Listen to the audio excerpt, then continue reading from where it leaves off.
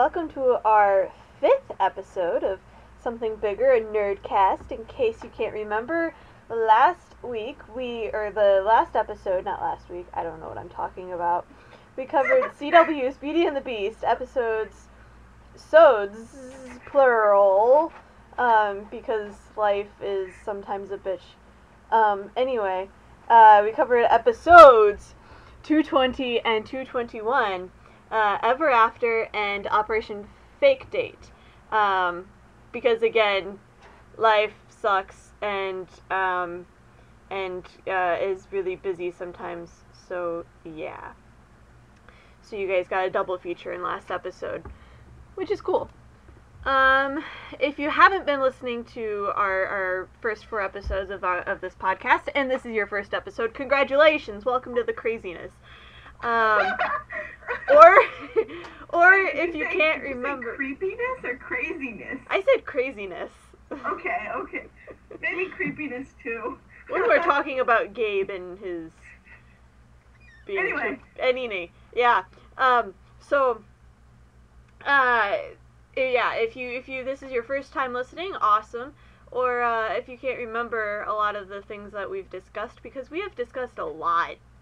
Like, seriously, guys, we've discussed a crap ton of stuff. We're going to have links in the description box so you can go back and review that from the first 4 episodes. So, with that being said, I be Emily. And I am Kimberly. And so, on to the news. For the weekly show ratings, surprisingly and depressingly, BATB, the season finale, was at its average of 0.3 for the ratings, and the audience numbers was a 0.76 out of, I think, 1 million, so that's probably, 76,000? 7,600? I don't know. Yeah, that's actually not too bad. Like, 0.76 for audience, like, yeah. That's almost a 1.0. Yeah, I think it's better than it has been. It's slowly climbing, so that's good. And just remember, these are Nielsen ratings. No one cares about them anyway. They're only they only count for the Americans and the Americans. Welcome to America. The Americans and what was I saying? Oh yeah. And they're like, they only count for the people who actually have these Nielsen TV counter things on their TV, and that's like, less than 10% of the entire American population. Yeah. So, just because these numbers are low doesn't mean there aren't people watching. So, a lot of people have computers nowadays, and the CW is grateful that we are grateful that the CW recognizes that. Computers are cool, guys. Yeah. Get one if you don't have one. Wait, well, if they don't have one, how would you be listening to us right now? Yeah, I just realized that. Well, anyway. But yeah. So, as we've said the last couple of times, BATB will not be making an appearance at the San Diego Comic-Con that we know of. But, there's some reasons, some reasons for that. And don't feel bad, Beasties, because Doctor Who will not be there this year, and they are huge at Comic-Con. So, if Doctor Who isn't going to be there because of scheduling conflicts with filming and stuff, they're just starting to finish filming, and they're doing their own little convention thing, but because of that, but don't despair, because I know, a big show isn't going to be there. So, if BATB isn't going to go there, which I don't think they will, because it's like Comic-Con is literally in 2 weeks. So, it's a bit short notice, or it would be a bit short notice if they were like, all of a sudden, oh, hey, we're going. But, BATB did not make the upfronts, I think, and it was because I think Mark Pedowitz, he decided not to bring them on board because he knew there was going to be a lot of press flames, So it could be that a kind of decision that way too, that they didn't want to bring the cast on board to the San Diego Comic-Con just to protect them, because that could be a decision, or it just could be because they couldn't fit it in. Yeah, that's what I'm thinking. Cause yeah, so. But who cares about that? Cause we got season 3. Is that right? Yeah. I mean. Yeah. So moving on. Like we said, season 2 of BATB is ready to pre-order on Amazon. So get your credit cards ready. Yes, credit cards. I was about to say checkbooks. Or if you have that new thing called the ISIS wallet, that thing's really cool. And you can just do like from your phone. Or yeah, it's really cool. Anyway, but get those things ready. Just get it. And then also there are, as we said before, also there are a lot of polls out there from various sites. So just keep paying attention to those and vote for whatever you want to. I'm not going to pressure you to vote for BATB, but vote for whatever you want. Just if you don't vote BATB, don't tell me. Anyway, Hightower Music is pushing for season 3 to have a CD, and we've discussed this last week that because of rights issues and stuff, they cannot create CDs for the past 2 seasons. But yay on the hopeful CD for the next season. Woot. And just new news, it's rumored that Ted Whittall, who plays Reynolds, yes, the bio dad, the sperm donor. Well, anyway, Ted Whittall will not be returning to season 3 now. I don't know why. Maybe he says that it's an awesome show, so it's probably the writers who chose this. Maybe there's a time lapse, I think, and I have a feeling he's assassinated or something. I don't know. Either that, or he picked up another project. Yes. Which is very often, in cases like this, is often the case. Mm-hmm. So. When I said assassinated, I mean Reynolds, not Ted Whittall. Yes, Reynolds. That's what I meant. And she meant Reynolds. Ted Whittall. Yeah. Not Reynolds. Anyway, and also BATB filming begins in August, and Exciting. Stuart Dillard, who has done who actually did, I believe, the finale. He was the director of the finale. Yeah. He will be working with the writers right now on the season 3 script, and he will be directing the first episode of the season when season 3 comes. Ooh. So that's good. Fancy. Now, would you like to do the recap, or shall I? I can do the recap. All right. So, recap of episode 221, Operation Fake Date. Kat and Gabe go on a fake date, as the name suggests. And it's really awkward because it's cake decorating. Who does that? Gabe, apparently. Gabe catches wind of Kat's deceit. Beth brings up story about Vincent's DNA to the press, and they're like, we don't believe you, you're crazy. Vincent gets captured by these mysterious peoples, who at first claimed to be FBI, but then turned out really not to be. Then Kat confronts Gabe about being an asshole. Then she's putting that lightly. Yes, very lightly. There are a lot worse words that I could probably say about Gabe, but I won't because I'm she's trying to be a saint. I'm censoring myself. Kat kicks Gabe's ass for being a creeper, an idiot, and again being an asshole. Technically, he dies. Vincent makes a deal with his captors. He promises to kill Gabe. Vincent shows up at Gabe's loft, finds Kat freaking out. JT has handcuffs. Wink, wink. Wink, wink. Vincent saves Gabe. Vincent gets exonerated. Gabe goes beast-like, like no tomorrow. And, apparently Vincent and Kat roleplay. I don't know anything about that, but you know. The wig. He tells her to put the wig on. Yeah.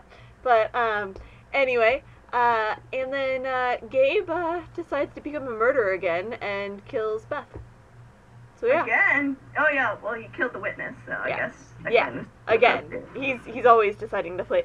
I think Gabe is a serial killer, guys.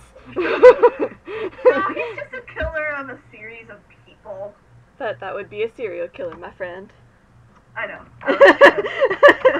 Never mind that. My humor. Well, maybe. Oh! I think I know what you meant. No, maybe I was I don't quoting know. Tess from season 1. Oh right. Okay. Well, I was gonna say he doesn't kill cereal. He kills people. Okay. Well, maybe he does kill cereal because he eats cereal for breakfast or something. I don't know.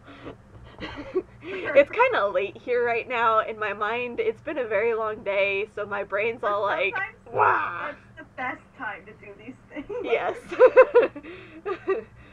But yeah, I'm a bit slap happy right now. So if I say something completely weird, you know why. But then again, when don't I say something weird? Anyway. Yes, continuing on to the episode. We should actually talk about the episode we were planning on talking about. Yeah, instead of rambling on about randomness. Yeah. So, let's talk about episode 222, Deja Vu, of the finale of BATB, season 2. Dun dun dun. I just felt like doing that. Dun dun dun dun. Dun, dun, dun. Eye of the Tiger. Yeah. Okay, enough with... Somebody get me an Impala. Slap happy too. So you got 2 slap happy people. Hosts, This should be fun. This should be very interesting, guys. It's like a sleepover. Anyway. I should have done a screen cap of my face there, so we could have posted it in the show comment notes thingamajiggers. I don't know what I'm talking about, guys. This isn't good. Here we go. BATB, the finale. Anyway, we start out with 1854 in New York City. Yes, New York City, not London. I thought it was London, but it's actually New York City. Yeah, I was not paying attention. Too. Anyway. Anyway, 1854, yeah. New York City, we see Vincent. He's kind of like surveying the city in this, not Vincent, Alistair. It's Alistair. Sorry. But he looks a lot like Vincent, except with really long hair and mutton chops, or not mutton chops, with sideburns. Yes, Wait, did we just describe, did I just describe Jay Ryan in the role of Jared Padalecki? I think you did. I think you did. Rambling. Anyway. You gotta get this. Okay. So, 1854, Alistair, he is looking over the city in this, like, ominous, creepy, coolness. He's sitting there like Spider-Man. Like a vulture. Or like Spider-Man. Yes, vulture. Spider-Man. What? He's sitting there like Spider-Man. Spider-Man! I thought you said, wait a minute. I said Spider-Man, yes. Yeah, he's just sitting sitting like there. Spider-Man. And then all of a sudden you hear, like, bells and stuff, and people running, and so he's running too. And then he's about to get shot. Why do they always shoot him? Or, no, I don't know. Wrong character again. Alistair almost gets shot, and then, Rebecca kicks ass in the dress. Oh, yeah. She's like, bam, bam, bam. I don't think there's many characters out there on television that can kick ass in a dress like that. Yeah, Krista Crook actually said that was probably one of the most difficult things she had to do. Yeah, very, very few characters come to mind. Well, one character in particular. Go and watch Buffy the Vampire Slayer, and you see her do pretty much the same thing. In a dress, in a skirt, in just about anything. So yeah. it's really funny, and it's really awesome, because it's like, oh, girl in a dress. Yeah. You think she can't kick ass? And You're wrong. You see after Rebecca kicks ass, then Alistair's just like, are you following me, Miss Reynolds? Yes, Miss Reynolds. I butchered that. Are you following me, Miss Reynolds? and that really sexy accent. I don't know. It sounded British to me, but it could have been just me. I think it's just the way he said it. Yeah. Maybe because I didn't hear any British. It was definitely. It's his voice. I was paying attention to his voice. I think it was definitely maybe a little bit of his his New Zealand. I think he tried to sneak it in there. Yeah, he's New Zealand, not Australian. I don't know why I almost said Australian. He's a Kiwi. Yeah. Well, in real life. Not a koala. What? Koalas are from Australia. So that's why I said, yeah, anyway, so, they hear this noise, they run, and then he's like, I've got to kill the beast, and then, Reynolds like, no, Rebecca. It's going to be a long night, guys. Rebecca's, no, and she gives him a sneaky kiss, she just, like, whams it on him, and he's just like, that's not fair. And she's like, desperate women do desperate things. I just love their little bicker. It's so cute. It's really cute, and it's very 1854 style. Yeah. That's 100 years before my dad was born. Anyway, not relevant.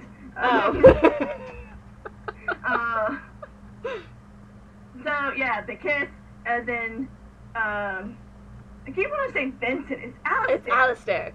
It's because he looks a lot like Vincent. I've got to do this. I have to. And Catherine, Rebecca. See, this is what they confuse me. Rebecca. Okay, Rebecca is just like, but I can't lose you again. And then he's like, you won't. And then they kiss again, and then a dream. It's all a dream. It's all a dream, and it's because Kat's reading the journal, and this is what she's imagining. We don't actually really know what Alistair and Rebecca look like. So, yes. All of the Alistair and Rebecca scenes are depictions of her imagination as she goes through the journal. Because, I mean, if you read a journal from your own ancestor and you have no idea what they look like, who are you going to picture them as? So some elephant? And, yeah. And it's what's happening to Alistair and Rebecca is very similar to what's happening to Vincent and Catherine. So, I mean, she's going to find those similarities and relate to it. So she's going to put herself and Vincent into their shoes. Mm-hmm. And she kind of does. She kind of refers to herself as Rebecca. She's like, Rebecca did this. We should do this too, and that kind of thing. And then just like, no, be your own person. But, I mean, if it worked for them, perhaps it's going to work for us. Yeah. That's sort of, I think, what Kat's mindset was every time she would say something like that. So, I think one of the best scenes of all was just Vincent walking in with the robe halfway off of him or something, and he's holding a spatula of all things, and he's running and he's like, what? And I just love that. I just love him in a robe. I was like, dude, take off that robe and make me breakfast.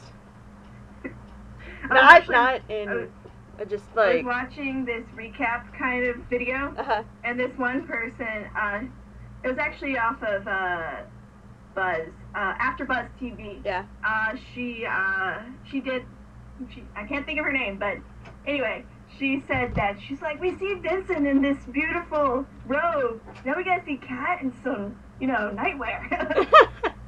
Some, lingerie or something. But I really like how they do that, like, with Vincent instead of with Catherine, because, like, you see so many other Catherine's kind of more modest, if you think about it. Yeah, and, like, you see a bunch of TV shows, or most TV shows on the CW, and they're like, oh, let's make sure that, the girl is in as much skimpy clothing as possible.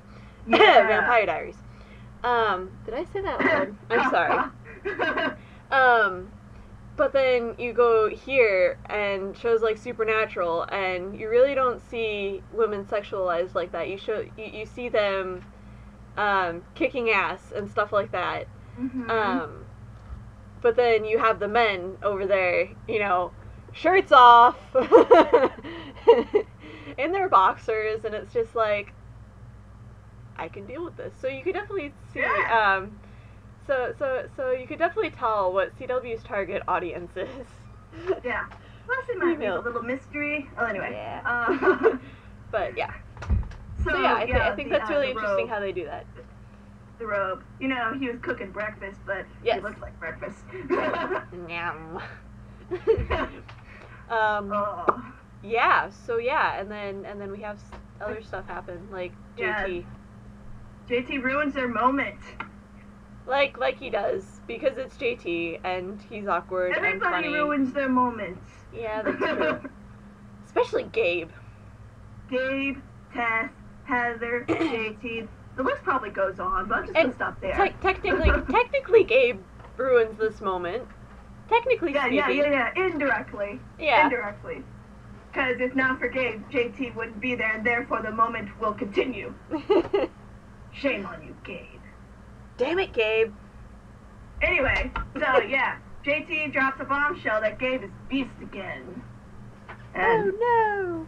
Oh yeah, I loved how Vincent's the one who opens Kat's door instead of Kat. It just shows how he's kind of made Kat's place his own home in a way. He's just like, yeah. He's like, I'm gonna open the door now. I don't care. I sort of live here now. Sometimes. I don't pay the bills though, because I don't have a job, but still. I'm just crashing here. You could crash there all you want. Come to my place instead. No, I'm kidding. Is it hot in here? Anyway. Yeah, slap happy. Slap happy. Yes, we've gone crazy, folks. After JT tells them, you know, they go and see Beth's mutilated body on the ground. I was kind of surprised how Catherine wasn't more, you know, depressed or like crying, but then again, that's not really her. No, and I mean, she didn't really have a good relationship with her. So I mean, yeah, they were just friends loosely. Yeah, I think towards the end they were more like frenemies because she found out Beth was working for Gabe, and you know, she's like, no, go over there and stay away from me. And and it was just, you know, I think it's very important when they showed her like that. It just shows how gruesome, like we spoke last time, gruesome Gabe has become. Mm-hmm. Like, he wasn't just, you know, ripping out her heart like the Queen of Hearts does.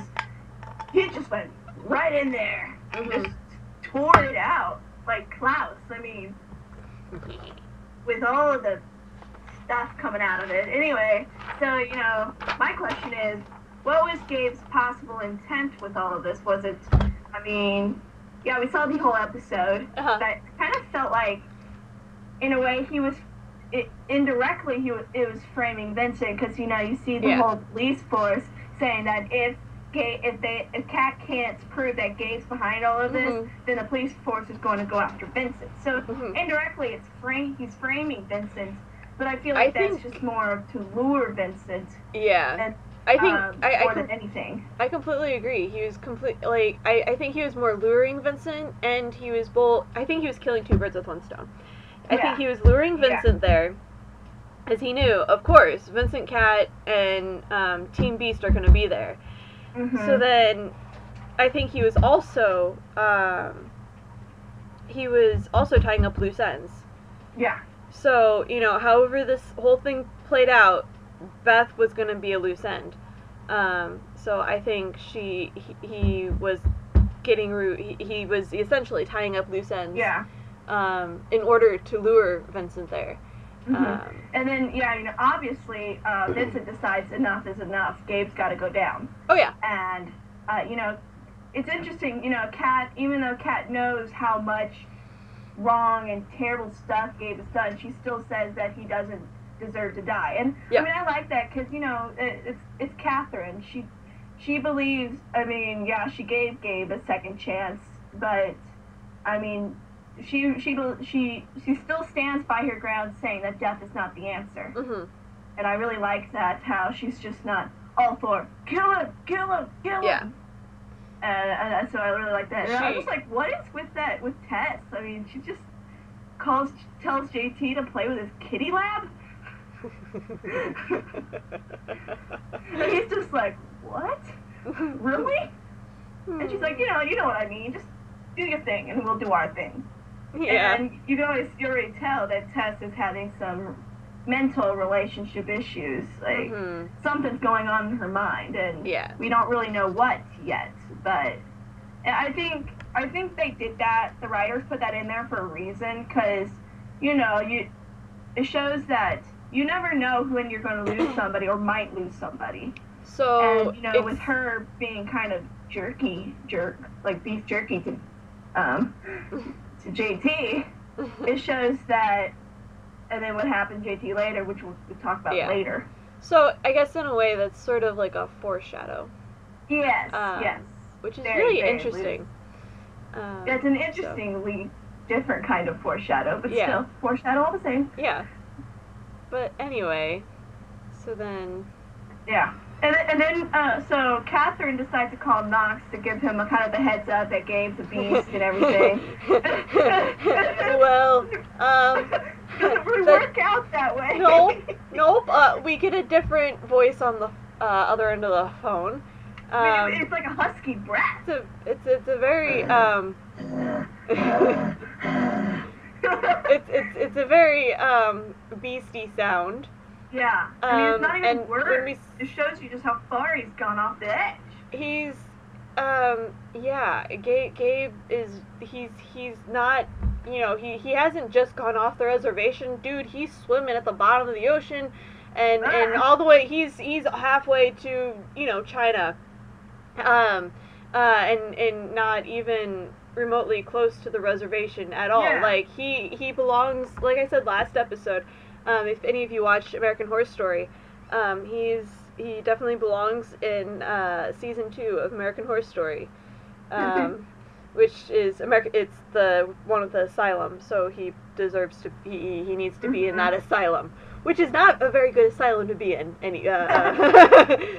What really interested me was the way he killed Knox. He didn't rip Knox's heart. No. Oh no, he grabbed his heart and twisted it. He just He just went on, I think he basically forced a heart attack.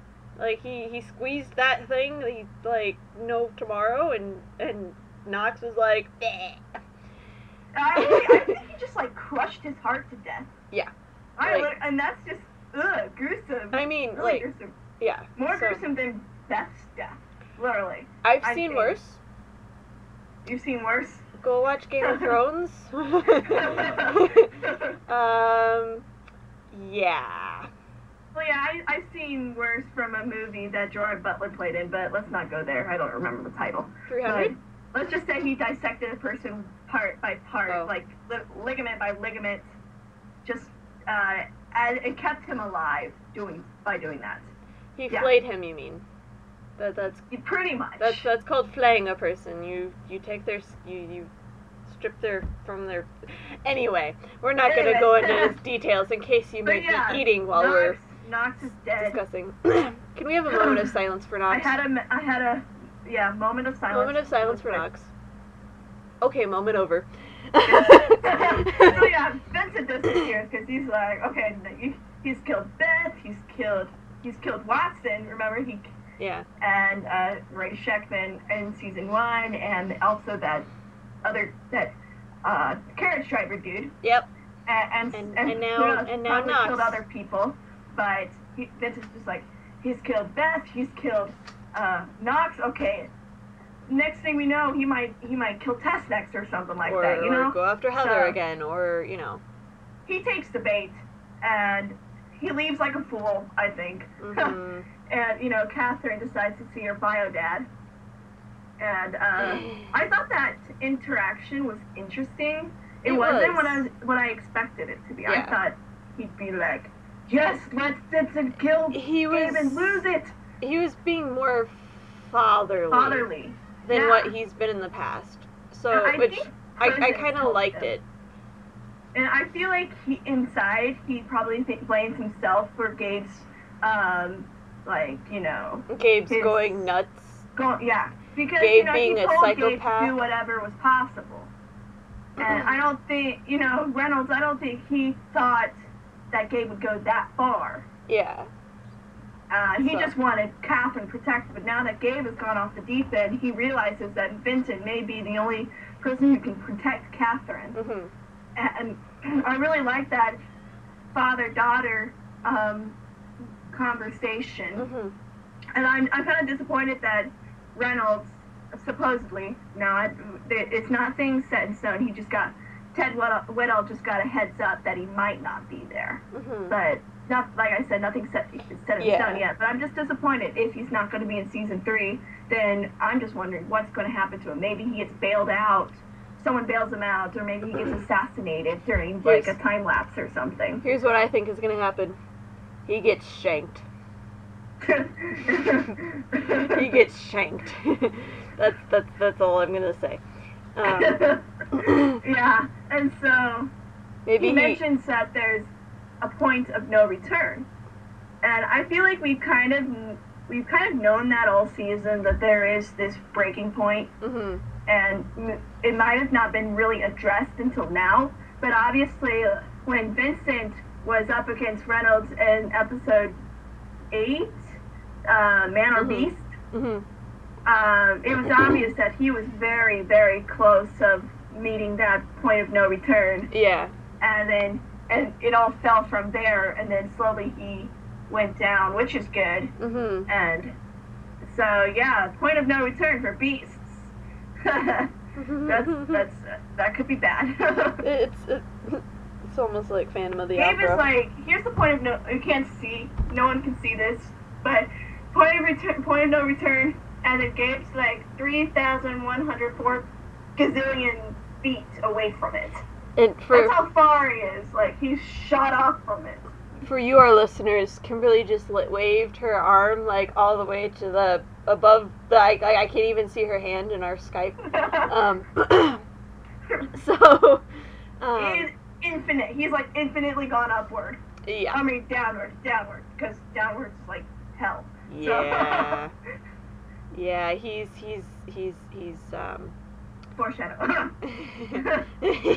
Yeah, and so I really like JT's role in here. And when he locates Gabe, well, his intent was to locate Vincent. Yeah. But he finds Gabe instead, so he's like, why not go after Gabe? Because Gabe's gonna try to set a trap for Vincent, so kill 2 birds with 1 stone. Well, yep. You know what I mean. Yeah. But that seems to be. I just really love how he confronts. He locates Gabe, but tranks Vincent instead. You know, Gabe's just like, did not see that coming. And so I just love the whole thing where they trank Vincent and then like literally like shove him into the car, and then Catherine just like brooms out of there. And that just shows you the promising work of teamwork. Just shows you how brilliant it was. Yes. Yes. Yes. Yes. Yes. Good teamwork, JT. Yay. Good teamwork, Tess and Kat and sleeping Vincent. Well, Vincent was just sort of he didn't really participate in that part. He was dopey. Yeah. But yeah, anyway. Yeah. So then Kat, they go back to the guild, and Kat has Rebecca's journal again. So she decides. Vincent's passed out. Yeah. Vincent's passed out on the couch, like no other.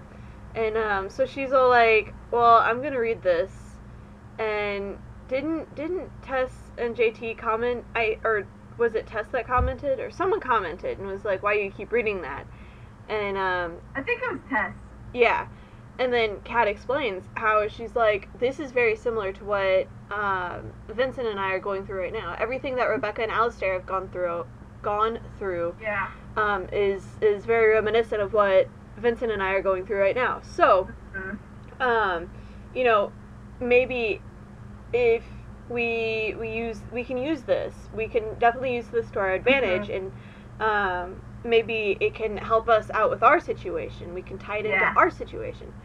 So, she finds out that, or she knows that somehow Rebecca had been responsible for Alistair's death, and so she reads more in the journal to figure out how that happened. And it's really interesting because, you know, she's thinking that Rebecca literally killed Alistair. But there's more to the story that we haven't uncovered yet. And I really find it funny how, you know, Catherine and Tess are having their little conversation about the journal outside. And then, you know, there's Vincent just, like, sleeping in the car. And, you know, there's just people walking. They don't even notice him in the car. They're like, no, but it's New York. They probably see that sort of thing happen all the time because it's New York. Did they not notice probably two women carrying a tall, muscular man into the car? They're probably thinking, it's for like a bachelor party or something, you know? What? So they're probably thinking it's just for like a bachelor party or something, you know? It's just something that happens in New York all the time. It's New York. So big. It's a big city. Strange things like that happen in big cities all the time, apparently. Oh, I believe it. But anyway. And then, like, we see more of Tess showing more distance towards JT, and, like, you can see some friction going on, and and you see how JT really cares for Tess, because he's just like, be safe, and you know, Tess is just like, yeah, I'm a cop, I know what I'm doing, kind of attitude. She's not even, like, thankful that her boyfriend is concerned. And so we know something's going on with Tess. Yeah. And I really like that she's showing some struggles. Yeah. Because it shows her character development. Oh yeah. That she's just not standing there. Oh, hi. That's one thing I like about what's gone on in the season. You see a lot more of Tess. You see a lot more character development with her character. Yeah. And I really like that.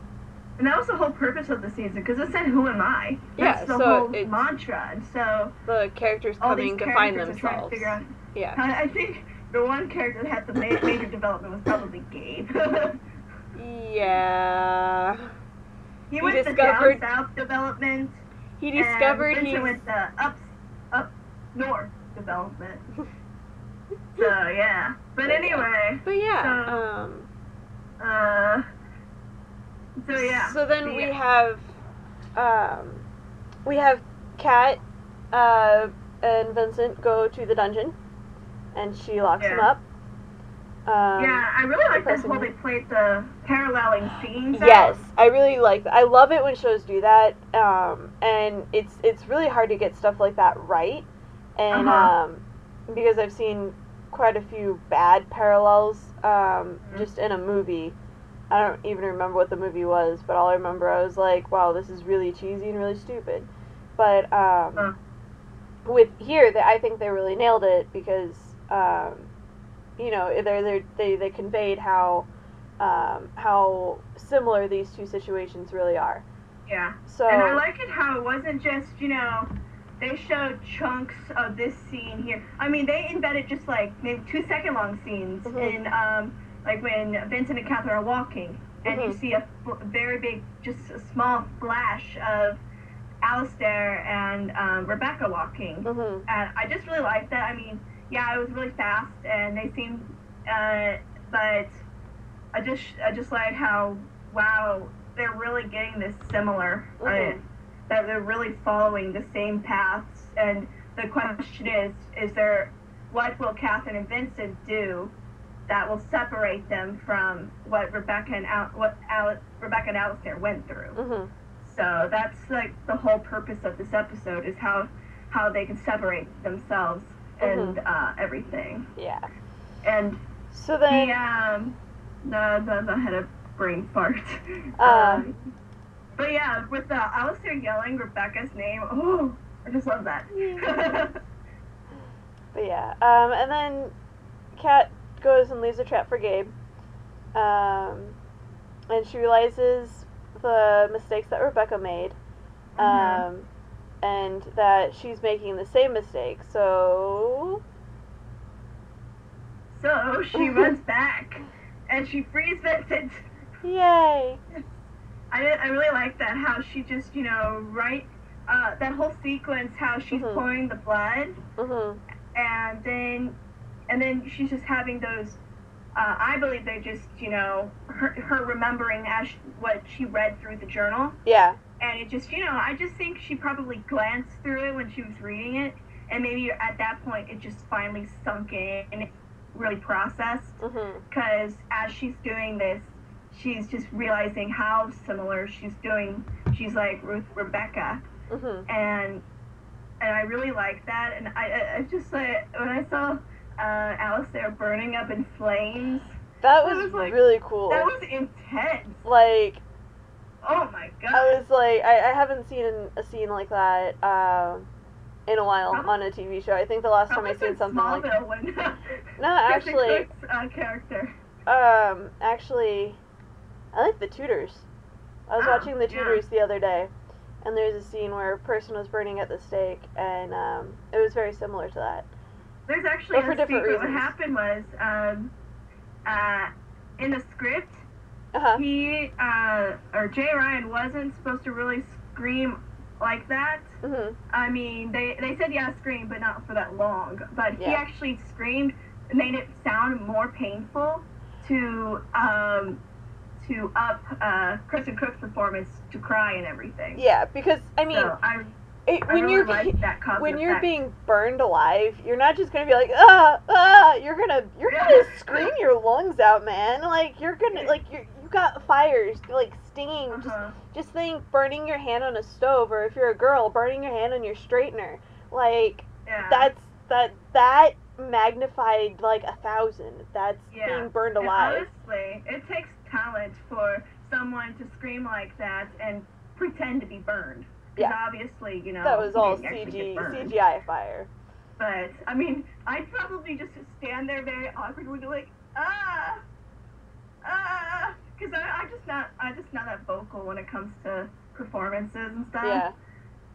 Maybe if someone had like actually set fire on there, I might be screaming. But it actually has to be real for me. I just can't do the imagine thing. That's probably why I kind of sucked at acting class. I did. See, I can do stuff. I can do stuff like that. It's completely fun. To like, I don't know. Maybe next episode I'll tell you guys a story about how me and my friends were making a movie, and and we were in a really spooky place for this movie, and it sort of upped our performances. But that's another story for another time. We should probably go on to what happened to JT, because that was painful. Well, when she frees Vincent, I just love that moment. She's just like, he's just so pissed off, Yeah. And then he tells her to get the gym away from her, and then all of a sudden he just has this whole 180. He's just like, wait, did Gabe do something? And I just love that. Even though he's so mad, he still shows that he cares for her and is hoping that nothing happened. And then so she explains this whole thing that this person said this, that person said this, the journal said this, and everything. And then he walks out, and she's like, will you forgive me? And it's just like, no. And then she just gives him like a pouty face, and then he's just like, okay. And I just thought that was so cute, how they could still be cute in a very intense situation. Scenario. Yeah. It's adorable. That was just adorable. Yeah. But then adorable moment ruined once again. Yeah. Then they go and by find Gabe. JT. Because of what he did to JT. I was about ready to jump into the screen and kill Gabe myself. Oh my gosh, when I saw that, I was like, dude, they saved your life, and then you went and did this. I jumped off my parents' bed. I was like, I froze. My heart was pounding. I was like, no, he can't die. Yeah. And it was really funny because, Austin Bases, he gave out words to kind of, hint what was going to happen in the episode. Yeah. And one of the words was suspension. I'm thinking, does somebody get suspended from the job? And I was thinking maybe not, but he gets killed instead. Which is, I guess, he permanently gets suspended. Yeah, expelled. and then Austin Bases literally meant suspension. Yeah, suspended from the air, wrists And he actually said he was literally hanging there. Yeah. Okay, so hold on. And so yeah, he was completely suspended.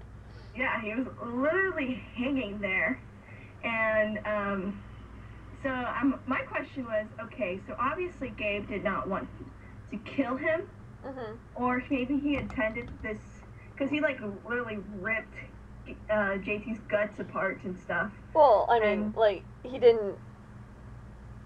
I'm just wondering, he didn't like. He just dug into the stomach, like he didn't rip any of the insides out, but like he just dug into. He just went rare probably and just slashed. Yeah. And then he took the time to hang him from the ceiling. Or he already had him hanging from the ceiling when he did that, because.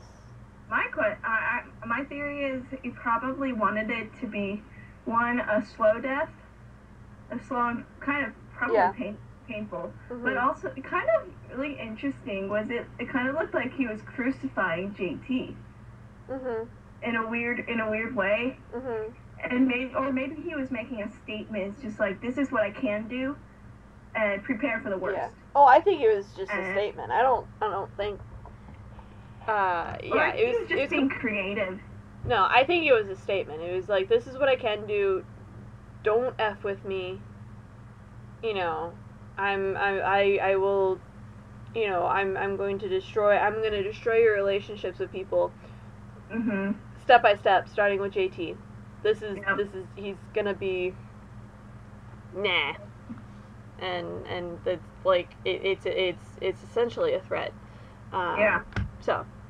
And then all of a sudden, when they're still at the guild, and you see the paramedics there, and they're carting JT out, and then Tess comes in, she sees it, and she's just like, you know, a blobbering mess. Yeah. Because she's just like, the last thing she said to JT was not very nice. Yeah, you know? It was like, oh, why do I need to be careful? I'm a cop. I do this every day. Yeah, and so this, like I said earlier, it shows that she really needs to watch what she says around people, especially the people she does care about, because pretty much any character needs to do that, because they just, with a show this dark, they just don't know who's going to kick the bucket. Yeah. I mean... You know, the same should be said for Supernatural. Yeah, so... But, I thought that was really a genuine moment with Tess. Yeah. And it shows that, I mean, she doesn't need to have a beast as a boyfriend. I mean, JT, I think JT rocked that episode. Yeah. Like, literally. He's the one who found Gabe. He's the one who trinked Vincent. He literally saved Vincent's life by trinking him. Yeah. I mean... Who's the hero of the episode? JT. And he's also the one who fueled Vincent's rage. And... I mean, at that, he's just like, okay, you hurt my friend, you really, and he's almost dying. Yeah. So this is like the last straw. And even then, Catherine's just like, you can't kill him. And so that's really interesting that even after what he did to JT, she still says, don't kill him, because she knows what killing Gabe would do to Vincent. And you know, I read some comments before we saw the episode.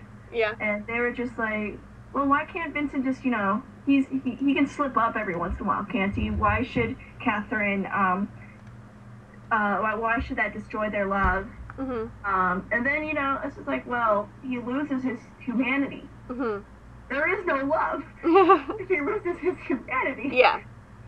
So, I mean... Why do you think he gets a... I mean, if you look at Gabe and you see what happened when Gabe lost his humanity, imagine what would happen to Vincent if he lost his humanity. Oh, God. It'd be like Stefan going all Ripper. But, like, Vincent has a lot of more humanity than Gabe ever had. And so he has a lot to lose if he ever lost his humanity.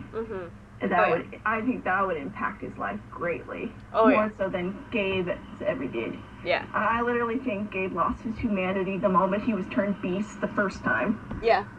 Because, I mean, Vincent, confronts Gabe in, in a pool room, like, of all places. Yeah. I just thought that was interesting. And he's just playing pool. It's a bit of a random, but, I mean, in a way, they're playing a game.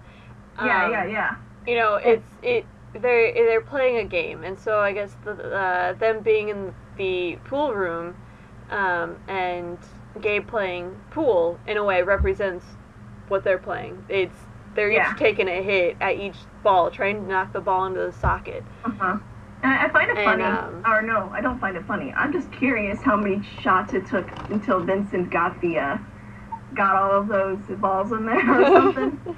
I mean, I'm not a good player at pool. I get lucky when I play, but I just don't play pool because I suck at it. Unless he's just really good at playing. Yeah. I mean, he could be just a star pool player. Well, it's too. He's a beast. His human his senses are greater than any human, so he could possibly, like any other supernatural type creature, is probably an expert at playing a game such as that.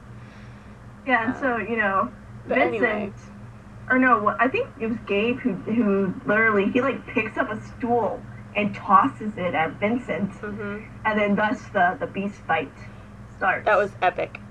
That was a great fight. Very epic. I mean, when Brad Kurt said that they wanted to multiply the beast fight tenfold, I definitely think he did. Oh, they did. They definitely stepped up the game. They definitely stepped up the game. Oh, yeah. And, I mean, it was just, my mouth was dropped the whole time, and I was on the edge of my seat. What's going to happen? What's going to happen? And then, when the sirens go off, and Vincent, he DBs, so I'm just like, what are you doing? Yeah. And then we find out... Yeah, there was a reason for that. There's a very good reason for that. They've got the collar. It caught Gabe off guard, because Gabe was just, he was ready to kill Vincent, and then, he was so focused on that, he didn't even hear or sense Catherine in the room. Yeah. And she just like, clicked the collar on him. And that was very good strategy on their part, to have Vincent and Gabe do their beast fight while we have Cat sneak in there, like completely the distraction for Gabe. So I really like that. And so my question is, I mean, it looked like the collar would be easily taken off unless it latches or something. I don't know. Well, I don't know. I think it's a certain type of latch, but like maybe it takes someone to actually see what they're doing to unlatch it. Yeah. And because if it could be unlatched by a beast, I mean, why have it in the first place? I mean, or by just anybody who could wear it. And so, but yeah, like so she clasps the collar, and I quoted this in here on our notes because I just really find this quote very golden. What Catherine tells Gabe essentially was, just so you know, attacking JT didn't stop him from putting together all of the evidence we needed to connect everything to you. You heard the line. That was a perfect delivery, and it just shows how she doesn't even see him as a human anymore. Yeah. And then Gabe just like bitch slaps her and knocks her off on the floor. I was like, oh no, he did. and then he must have some strength left, or maybe he just had a lot of adrenaline still to do all of that. Anger fuels adrenaline. And then he backhanded Vincent and sent him hurling towards the behind the bar. and then so he grabs his broken bottle. I'm like, of all things to grab, he grabbed that. And then he aims it towards Catherine. I was just like, whoa, he's going for Catherine now. That really ups the game. Yeah. and then she just grabs a pool stick and impales him. And that was pretty darn epic. And it was the end of Gabe. We're not going to have a moment of silence for him because... No, he doesn't deserve it. No, he was just... in the end there, he was just a jerk, and we were pretty happy to see him go. Yeah. But I was just like, it's over. Because I was worried for a moment that they wouldn't kill off Gabe. Yeah. I was worried that he might have, disappeared in the darkness and he'd be the worst enemy ever later on. Yeah. But I'm glad that they're not stretching Gabe's character out anymore. Yeah. That he's gone. He's gone for good now, guys. Yep. Good riddance. Let's just hope he doesn't come back as like a zombie and we have to, stab him in the head again. a super zombie. Yeah. And then, so anyway, now we see Captain Ward. Catherine's giving Captain Ward all of the evidence that Gates, oh my gosh. I'm thinking Gabe and Gating. Yeah. No. Yeah. No. That is the anti-ship. Sorry, JT. He put together that proves that Gabe went cuckoo for Cocoa Puffs. Yep. And so now Catherine is reinstated. Yay! Yay! And then the NYPD is not after V anymore. Yay! As long as the investigation upholds, which it will, obviously. Mm-hmm. And I'm wondering, did they find ways to prove, air quotes, that Gabe killed Windsor, air quotes? I wonder. I don't know. But I'm thinking just because Vincent's, I think that's on the back burner now. I don't think that'll be brought up again. Mhm. So I just worry that the Captain Ward, will dig further into like this whole like animal DNA thing. I think now he's gonna like. I don't think he wants to know, honestly. No. I just think he's just like, you know what, whatever. I think he cares as long as cases are getting solved and stuff like that. I think he's sort of like a Lestrade from the Sherlock Holmes books and from the TV show Sherlock. He's just like, he doesn't care as long as cases are getting solved and lives are being saved. So, as long as they're doing their job, I think he doesn't care. Yeah, I was during the development of his character, like, towards earlier episodes, he seemed more pro-Gabe, but... It was because Gabe was manipulating him. Yeah, true, and, he couldn't prove anything against Gabe at that time. But I really like how now he realizes how crazy Gabe went. And then when they went to check on JT and then Tess was like shaking her head. Oh my god. I was like, oh my god. I was freaking out. I was like, no, they didn't. They didn't. They didn't. And then I was like, but wait, this is JT we're talking about. Yeah. What's really funny is that Austin Basis throughout that episode, Austin Basis was tweeting before, we could even see what was going on in the episode. He tweeted, I really love seeing my death on screen. And everybody was like freaking out. And was like, no JT, no BATB. And so, I froze. And then they hear the code blue sound. Yeah. And I started freaking out. I was like, oh my gosh. And Vincent's like, oh my god, he's coding. And I was like, no! And his face, when you saw Tess's shaking her head. Yeah. Oh my gosh, Vincent's face. And, so, my mind farted. Oh yeah.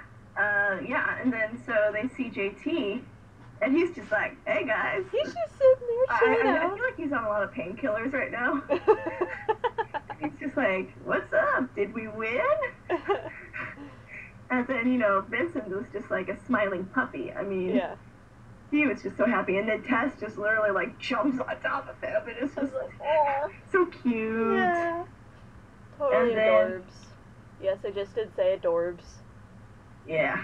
And then, Vincent sees the sees one of the guys that captured him from the earliest episode. I was like, and he's like, what are you doing here? What'd they do? What are they doing? Yeah, and then as he's walking out to talk with the agent dude, JT's like, bring me some gummy worms. I'm just like, literally, you almost died, and that's the first thing you think of. JT has the gummy worm addiction, guys. Yes.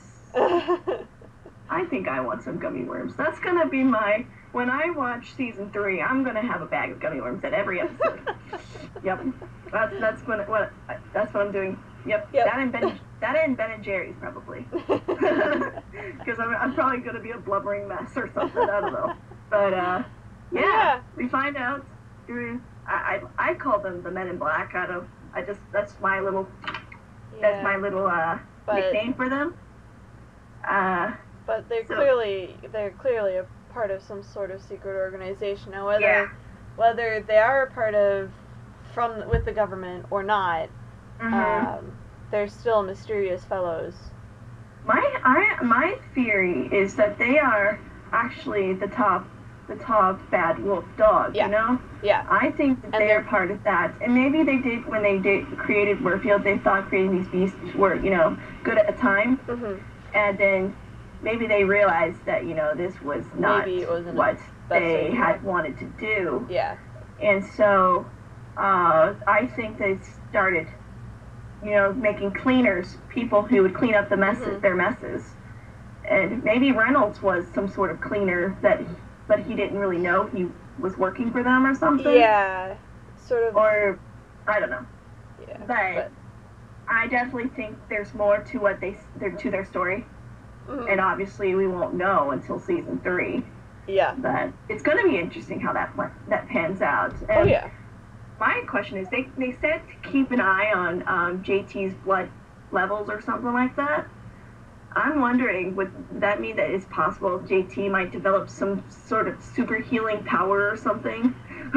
Guys, JT may just be the next, may have to make a visit to Xavier's school for for the gifted. JT's gonna be an X-Men, guys. My theory was, before we saw this episode, I thought JT might might get paralyzed or something. No. And so I'm like, he's gonna be the next Professor X. and then Vincent's gonna be like, Vincent. Oh crap. Wolverine. Oh, I can't think of his Wolverine? name. Wolverine. There we go. Wolverine or Cyclops or Storm or Jean Grey. I think his relationship to JT is more of a Professor X Jean Grey sort of thing. Like they're sort of BFFs. Like JT sort of, after the stuff that happened when Vincent became a beast, when he came back, JT sort of rescued or Vincent. So yeah, and then anyway, my gosh, that ending. I don't know if many fans caught this because it was spoken really fast and there was music too. But when they were walking in New York on that bridge or something, Vincent actually said, this walking business is kind of overrated. I prefer to blur, or something like that. And then Catherine laughs, and I was just, the only reason I caught it was because I put the subtitles on. Yeah. Because I was kind of curious what he said, and I didn't know if the subtitles would actually show me what he said, but it did. Yeah. And I just laughed. I was like, that's so Vincent. Getting used to his blurring powers. But yeah. Yeah. So that ending, oh my gosh. It was really cute. We ended up with a nice, cute Vin-Cat kiss. And it was like, okay, they can definitely sit down and relax now. They've got everything, it's a happy ending. It's the happy ending we were looking for. They're finally, relaxed, and they're not hiding or anything anymore. And I really liked, honestly, if there had been no series renewal, I actually think I might have been satisfied with the ending of this season as a series finale.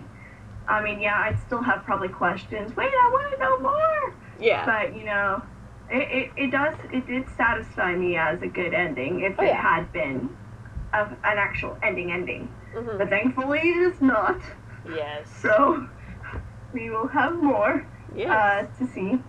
So yeah, now we have Vincent and Catherine. They are focused on their love. Mm-hmm. And that's kind of where they're going for in season 3. Yep. Because season 3, the mantra for season 3 is who are we? Mm-hmm. So it's all about them defining who they are. And I'm sure that it's more than just Vincent and Catherine. It probably could be like, you know, JT and Tess, or defining, are they better together or apart or whatever. But anyway, speaking of season 3, we've got the synopsis. Yeah, we do.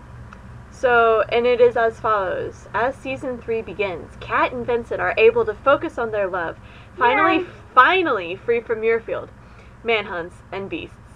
However, that love will be tested as new and more dangerous threats await when they learn that innocent victims are being used to test the boundaries of the impossible. Kat and Vincent will uncover a deeper conspiracy, one which Vincent can fight only by turning to the beast he carries within. But unleashing the beast will risk Vincent's life, along with his and Kat's love, as they struggle to build a normal life together. So, with that being said, what are our speculations for this season? Do you want to go first, or do you want me to go first? You can go first. Alright. So, here's what I think is going to happen. So, I think we're going to meet Heather's fiancé, and I think there may or may not be a wedding. I think Heather's fiancé might be a bad dude, working with this maybe agency that Vincent's also working with, that I think is probably going to be... I think Vincent's going to be the Bond of the Beast world, like the James Bond of the Beast world, working with this agency. James Bond. Beast. Vincent Beast. No. But I think that tying into what I said about maybe Heather's fiancé, I think we're going to find out these agency people aren't going to be all what they're cracked up to be. I think something's going to happen between JT and Tess, either in between the seasons or sometime within season 3, that something is going to happen to that ship and it will no longer sail. And then I think we're going to find out more on the history and mythology of beasts, and Kat and her ancestor Rebecca's part in all of that. So that's my speculation for the season. Okay, mine are probably a little more outlandish. I don't know. I kind of focused on the mythology kind of stuff. Mm-hmm. Well, first of all, since you know that Operation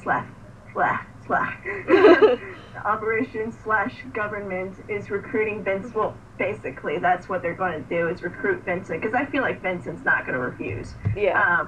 Because then there wouldn't be really a season 3. Yeah. But, so he's obviously going to take their offer. Mm-hmm. And I have a feeling it'll probably be a paying position. They're not just going to be like, hire him for free. Oh, yeah. And I really like it, that he'll be having a job, because he'll actually be able to make his own money and then buy his own things and pay off JT. And then actually buy the things he's wanting to get Catherine for, like, ever. Yeah. and so I really like that he's going to have a job. Yeah. So, we'll look forward to that. And then now, excuse me. Okay, now, they mentioned that there's like a whole world of nasties out there. And so, part of me is just thinking, are they going to go like a supernatural route or something? And, so these are my theories about the nasties. That, because they said they're testing humans, like, towards the impossible. Yeah. And so obviously it has to do with human experiments. Oh, yeah. And so my theory is that they're going to, with a chimera, I wouldn't chimera. Go a chimera. Yeah. Wouldn't go with the DNA route, like injections of DNA. Maybe they'll find ways to fuse human bodies together with animals. Mm-hmm. Like, I don't know, I'm not a scientist, so I don't know terms and stuff, mm-hmm. but I'm sure scientists can figure out how to do that. But yeah, instead of a DNA sense, but they fuse them together. Yeah. And which would make it really interesting. Yeah. When I think of that, I think of almost like a sphinx. Yeah, that's one way. Or Harry from Spider-Man. Osborn? What? Green Goblin? Yes, Green Goblin or something like that. I don't know. If you guys haven't seen Spider-Man, I just totally spoiled. Well, there are actually technically 2 Green Goblins. There's Harry Osborn, and then there's his father. Yep. His father was the first Green Goblin, and then Harry takes up that role. Well, if you think about there's the older Spider-Man series that shows that too. Yeah, so and the comic books. You didn't technically spoil anything. Yeah, but well, I mean, if anybody hasn't seen either one of those, I mean, oh yeah. But they want to see the new one. Yeah, sorry about that, but you know, this is stuff that's been in the comic book for years. So I think actually also maybe they might be creating beasts with actual powers. Like, we saw that one beast with the fire, that able to bend like fire and stuff. Yeah. So maybe he was kind of a slight, like a foreshadow to what other factions are capable of creating. Mutants. And so maybe there'd be other beasts with more powers. I don't know. So I just kind of went like the Clark Kent route and just like heat vision and or flying. That'd be interesting to have a beast fly. so basically or walking through walls. Basically, what you're saying, you just described like every person at Xavier's school. So basically, season 3 is gonna be Beast X-Men, which ironically there is a character, there is a mutant in X-Men, and he's called the Beast. He's that big blue guy. But yeah. So basically, you think they're gonna go X-Men on us? I'm excited about that. I had other ideas, but I erased them. I can't remember what they were though. But it doesn't matter about that. But anyways, that gets you thinking. Mm-hmm. What if they might, I don't know, go a SHIELD route and have aliens in their closet and like start using alien blood to inject in people and see what happens? There's actually lots of background in that, but that's what I know from different comic books and stuff. So anyway, yeah. So I'm not going to go into route. detail. But also, that gem, I have a feeling that it's more important than we realize. That I think it perhaps it dates back to prehistoric times, like maybe when this beast species actually existed. Maybe it was part of their like prize. Maybe their whole colony of them had their own gem like that made them appear human to walk among everybody else. Yeah. And that's just like a neat kind of nerdy theory of mine. And or maybe it was created through alchemy, or then I have a theory that maybe the green gem is not the only gem out there, like I said, but perhaps there are more, like the ones that would empower Vincent. Now I don't want to go with the almost kind of like kryptonite. Well, like there's different types of kryptonite. Like there's the green kryptonite, there's the black kryptonite, yellow kryptonite, red kryptonite. Yeah. So the kryptonite is more of it's destructive towards Clark in Smallville. It's not. It doesn't make him stronger, I don't think. I don't remember if it made him ever stronger. I mean, yeah, there's the red kryptonite, but that just makes him an asshole. It made him an asshole. it like took away his inhibitions or whatever. Yeah. And made him stronger maybe through that way. But other than that, but I'm thinking maybe these. Well, if you think Pokemon, you have Power Stones, and they make them stronger. I mean, That's kind of where I'm going. That it makes them evolve. So we're gonna give these beasts and Vincent like a HP 01, which I think that's actually like cut or it's surf. I don't remember, but it's been a while. And then you give him like a moonstone, and like on the full moon he evolves with some added. Okay, I need to stop. Yeah. I really want to play Pokemon now, guys. Anyway. Sorry. I didn't actually mean to go that route, but whatever. But no, it's a good way of explaining your idea. Like, yeah, it's a really interesting theory. Like, so Vincent's a Pokemon now, guys. Yeah, and then with Rebecca's tale, I definitely think it's not over yet. No. Now, I think Alistair's obviously might be, because he kind of got burned. Yeah. Unless they show, like, what happened before they were in that position, you know? Maybe when they met or something. Yeah. That'd be interesting. I'd really like to see that parallel. Yeah. And, or maybe he didn't really die. Maybe. Maybe there's more to that story. Because, you know, he's a beast. I mean, obviously he didn't have the jewel or the gem on him, so he could have fooled everybody. Oh, yeah. And maybe Rebecca didn't know. Maybe he decided to fool everybody and still live on and leave Rebecca out of it just to protect her, you know, and also let her lead a normal life. And, or maybe he's just, you know, ashes. So we have Pokemon and we have Ash. No, I'm just kidding. What? And then, wait, what? then I definitely think we haven't seen the last of Rebecca's journal. And maybe Catherine might find more journals. Maybe there's more than just one. And maybe the end of the journal is when Alistair dies, and then she finds another one that shows that Alistair didn't die. Yeah. Suddenly, Alistair has become Sherlock in the Sherlock Holmes novels. He falls off the Reichenbach. The Reichenbach falls at the certain convention, and then all of a sudden, bam! He's brought back by popular demand. I just spoiled that for you guys too. I'm sorry. Sorry, this is a spoiler. Spoiler. Don't be mad at me. Don't be mad at me. Okay, so now we've kind of gone over like all of our theories and stuff.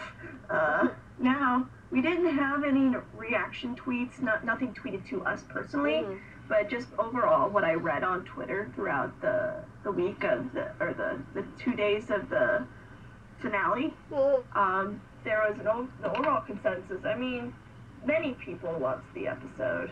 It was a good episode. It was great. I mean, there were some parts that, you know, I wish they kind of embellished more, maybe. Yeah. But, you know, it's an episode. They did a good job in kind of tying things together. Yeah. And, you know, some other people thought it was just good and just great. And then, you know, there are always going to be those people who dislike the episodes. Yeah. And my question is, I forgot to ask this. I always, like, I kind of did, maybe. But I always wondered kind of where the gem came from. And I kind of hope that they'll kind of go off on that in the season 3. Yeah. That they'll explain how did the gem I kind of hope that they're going to explain that. So. Yeah. Because they just can't bring a gem in, and obviously and then all of a sudden, bam, plot hole or red herring, you know. Yeah. And so, now for our closing remarks. Yeah, so,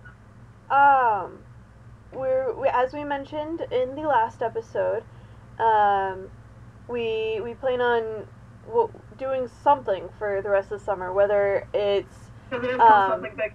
Yeah, it is. Our podcast is called Something Bigger, meaning, you know, we don't only talk about Beauty and the Beast. So we're thinking about, we're sort of tossing around a few ideas right now for what we want to do for the rest of the summer. We're playing with the idea of maybe rewatching Supernatural. It would be a rewatch for me for Teen Wolf, and a first time watching for Kimberly, and going through and discussing that. Maybe discussing Arrow or Smallville or S.H.I.E.L.D. or Sleepy Hollow or whatever.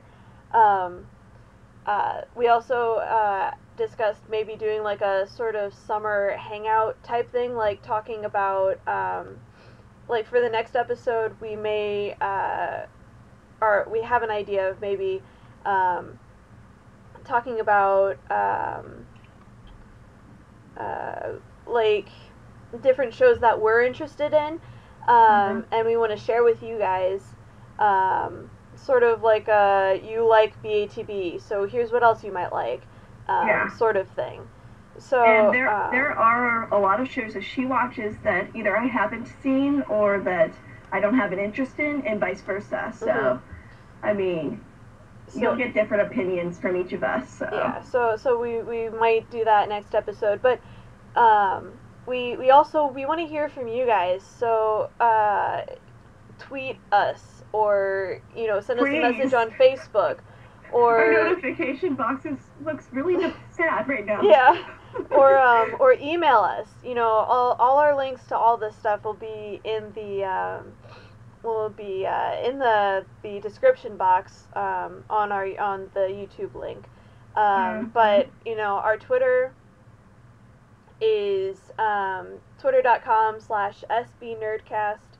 Our Facebook page is facebook.com/pages/something bigger Nerdcast podcast. There's dashes. There's dashes in there and some numbers. You can also visit our website, which is womenofletters.wix. That's wix.com/somethingbigger. And there we have a contact us page on that website, and then we also have a WordPress, but it's still under construction. yeah, that's gonna be used to for our, once we get like, I don't know, we're researching and trying to get this thing onto iTunes. So I'm still researching that. I know I've been researching that. I think since episode 2 I've been researching this. As I said at the beginning of this thing, life is a bitch, and it'll happen eventually. It'll happen eventually. 10 years later.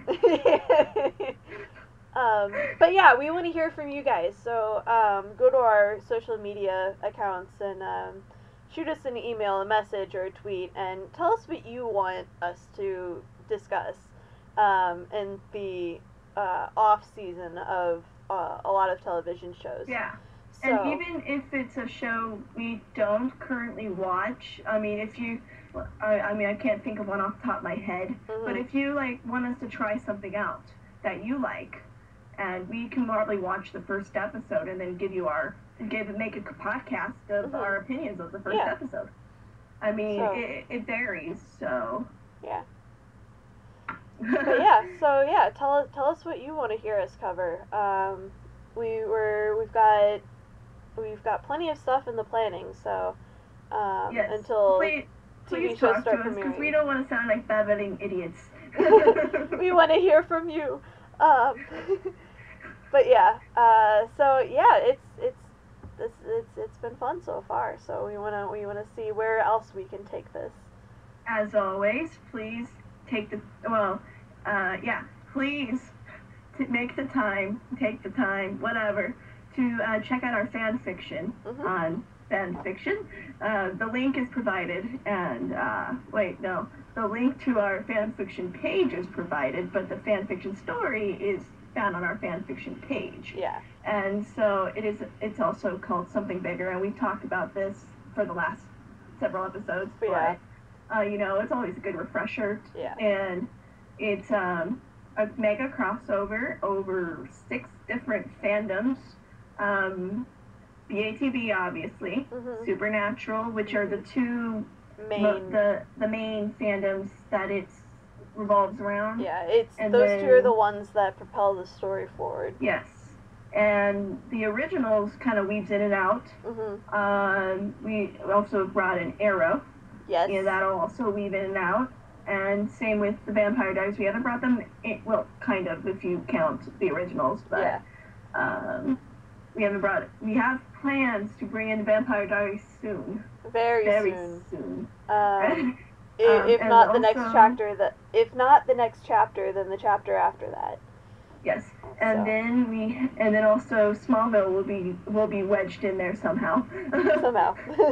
We have a plan, a loose plan, but it's a plan nonetheless. Yes. And if you are up to speed on our fan fiction, we are sorry for the delay. We're really sorry for the life. It's a big, huge cliffhanger we left off of. Yeah, we're working on it. We're working on it. Yeah. I mean, we'll tell you now that the beginning of the next chapter is actually kind of funny. It's very light. It's kind of, a lift from the depressing thing that happened in the last chapter. But you'll get to see an amazing and awesome and interesting interaction between Gabe. Mm-hmm. Yes, Gabe's still alive in our fan fiction. Because it happens Kaz. Much earlier in the seasons of these TV shows. So yes. And Kaz. Castiel from Supernatural, the lovable angel. So turn on your thinking cap and just, brainstorm what you think might go between these two characters. And no, there's no shipping in these, you know what I mean. Just like straight stuff,